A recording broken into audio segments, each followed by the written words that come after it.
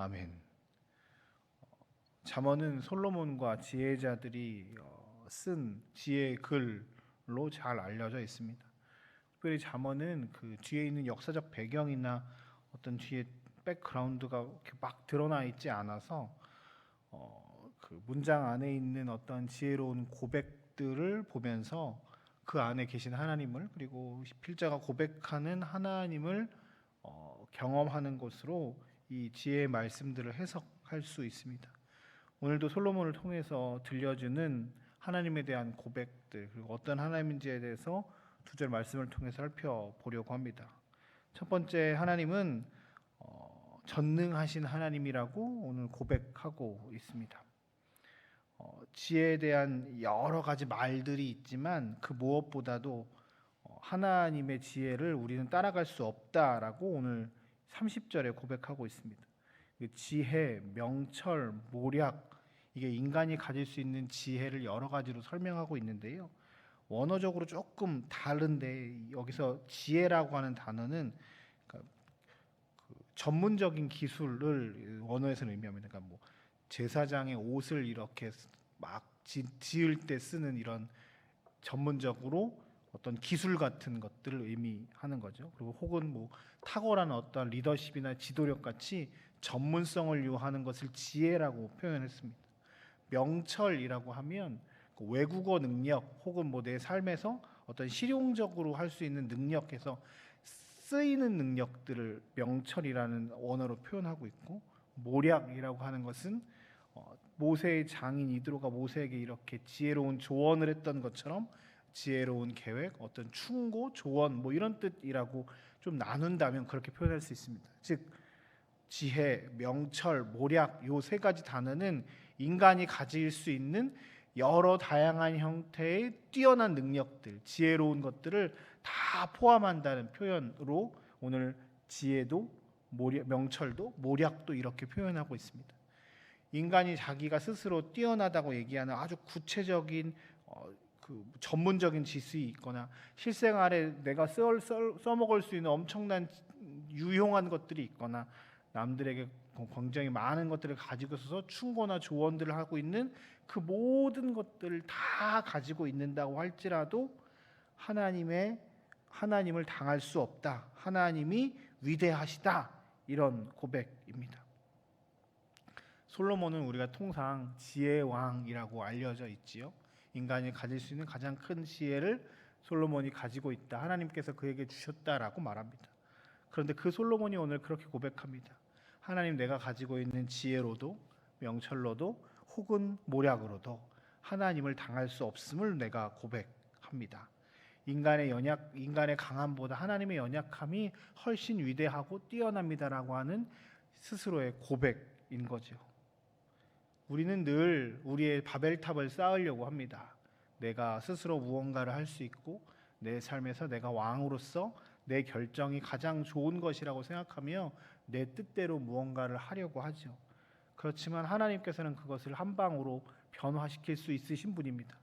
언어만 살짝 바꾸셔서 그 모든 것들을 무효로 만드시고 흩으셨던 것처럼 우리의 삶도 그러실 수 있는 분이라는 사실을 우리는 늘 기억하고 고백하며 살아가야 합니다. 내 삶에 내가 하나님을 따라가야 할 이유는 실용적으로 나도 분명합니다. 내 지혜보다 하나님의 어리석음이 위대하기 때문입니다. 내가 아무리 무언가를 많이 가지고 노력하고 한다 할지라도 하나님의 지혜가 더 위대하시기에 우리는 당연히 하나님을 따라야 한다는 고백입니다. 이것을 지금 솔로몬이 하고 있습니다. 우리의 고백이 솔로몬의 고백처럼 하나님이 위대하십니다. 하나님을 당할 수 없습니다. 내가 하나님을 따라가겠습니다라고 고백하는 삶이 우리 가운데 있기를 소망합니다. 두 번째 말씀을 통해서 이 31절에 또 이렇게 고백합니다. 우리의 삶의 전쟁의 승패가 하나님께 있다는 것이죠. 마병을 준비한다는 것은 그 시절에 가장 큰 군사력을 갖추는 겁니다. 지금으로 치면 뭘 표현하면 좋을까요? 탱크 부대 뭐 이 정도 되겠죠. 일반적으로 보병이 막 창으로 칼로 싸우던 시대에 마병을 가지고 전쟁을 한다는 건 전쟁에서 반드시 이기겠다는 거고, 그 마병을 모으는 것이 군사력의 핵심이라고 그 시절 알려졌습니다. 아무리 인간이 가질 수 있는 가장 큰 힘을 가지고 있다고 해도 그 승패는 여호와께 있다라고 고백하는 것은 아무리 막강한 군사력이 있다 할지라도 하나님이 함께 하시지 않으면 그 전쟁은 승리할 수 없다는 의미이기도 하고요. 군사력이 미약하다 할지라도 하나님께서 우리와 함께 하시면 반드시 승리한다는 의미이기도 합니다. 이 말씀을 우리의 삶에 적용하면 어떻게 될까요? 치열한 경쟁 사회에 우리가 살고 있다라고 이야기합니다. 승리하기 위해선 여러 가지 많은 조건들이 있어야 한다고 이야기하죠. 학벌도 좋아야 한다. 재물도 있어야 한다. 인맥도 있어야 한다. 세상 사람들이 말하는 승리의 조건들이 막 이렇게 보이지 않겠습니까? 이것들이 우리의 성공의 키가 될 수 있다라고 이야기하지만 오늘 말씀은 분명하게 우리에게 말합니다. 아무리 많은 성공의 조건이 있다 할지라도 하나님이 함께 하시지 않으면 안 된다. 혹 그것이 부족하다 할지라도 하나님이 함께 하시면 될 수 있다. 이것이 우리의 고백이 되었으면 좋겠습니다. 가끔 안타까운 것들이 우리 학생부들을 보면서 내가 대학 가면 하나님 잘 섬길 것이니 지금은 내가 좀 하나님 떠나 있어서 공부 열심히 먼저 좀 하겠습니다라고 하는 친구들 많이 있습니다. 저 전도사 할 때 수련회 안 가겠다고 하는 꼭 아이들, 공부해야 된다고 수련회 안 가겠다고 하는 애들이 장로님, 안수집사님 아들들이어서 환장하고 막 승질나고 막 어떤 일을 하기 위해서, 성공하기 위해서 내가 좀 하나님 떠나 있다가, 신앙 떠나 있다가 그거 되면 다시 돌아오겠다라고 말하는 사람들이 있습니다.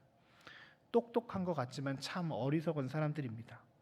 전쟁의 승패는 하나님께 있습니다. 마병을 예비하는 것에 우리의 삶에 은혜가 있는 것이 아니라 하나님께 전쟁의 성패가 있습니다. 교회에서 오래 사는 것이 중요한 것이 아니라 나의 중심이 하나님께 있느냐 없느냐입니다. 내가 하나님 편에 서 있느냐 그렇지 않느냐, 나의 삶의 주인이 나냐 하나님이냐, 나의 방법으로 이것들을 만들어 나가느냐 하나님의 방법대로 행하느냐가 문제라고 오늘 솔로몬은 잠언을 통해서 우리에게도 교훈 주고 있습니다. 오늘 그럼 우리 하루는 어떻게 살아가야 할까요? 하나님께 우리가 무엇을 해야 하는지 묻고 살아가야 할 것입니다. 하나님이 원하시는 것이 무엇인지를 묻고 살아가야 할 것입니다. 내 방법이 아니라 혹 손해보더라도 하나님이 원하시는 것이라면 그것들을 행하며 살아가야 할 것입니다. 그것이 우리가 승리하는 길이라고 오늘 잠언은 우리에게 말씀하고 계십니다.